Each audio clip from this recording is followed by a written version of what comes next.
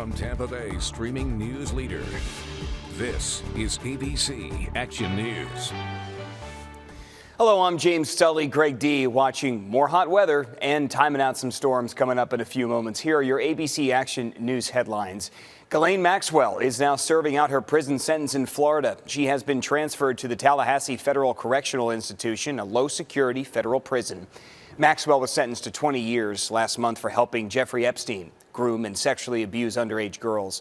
Epstein is the disgraced New York financier who moved in powerful circles with relationships to Britain's Prince Andrew and former presidents Donald Trump and Bill Clinton. He died in a Manhattan prison awaiting trial.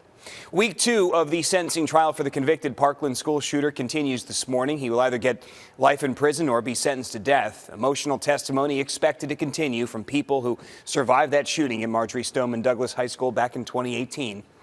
All throughout last week, former students took the stand, recalling the terrifying moments when the shooter opened fire, killing 17 people. The trial could last months in order to get through all the witnesses and all of the evidence. A lightning strike being blamed for an attic fire at a Tampa apartment. Hillsborough County Fire Rescue says one side of a building on Blue Rock Drive caught fire yesterday. Nobody was injured.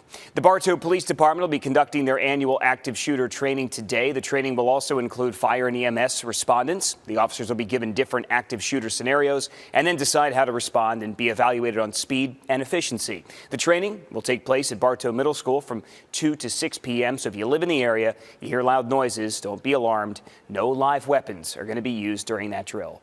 The University of South Florida wants more students to transfer to Tampa, and they just got an influx of cash to make it happen. USF is sharing a grant with UCF and FIU to help transfer students and help them succeed. The three universities believe the grant, which comes from the Lumina Foundation, will help reduce transfer shock and allow these students to graduate in 2 years. The grant is for $400,000 total. It hopes to help 5,000 transfer students at the three schools. Tampa Bay Rays having a tough season. They were dealt two devastating blows yesterday when they learned stars were going to miss the rest of the season. Kevin Kiermaier and Mike Zunino both having season-ending surgery, according to ESPN. That means the Rays, who are currently sitting in a wild card spot, are going to have to fight for playoff positioning without two of their best players. This is on top of injuries to Wander Franco, pitcher Tyler Glasnow, and other stars up and down the lineup. Both players may have played their last games for the Rays as they do not have guaranteed contracts after this season. But if any team, Greg, can cobble it together and keep winning, it's our Rays. They can do it for sure. Maybe an exciting end to that season. Temperatures out there in the 70s and 80s. Hi there, everybody, on this Tuesday.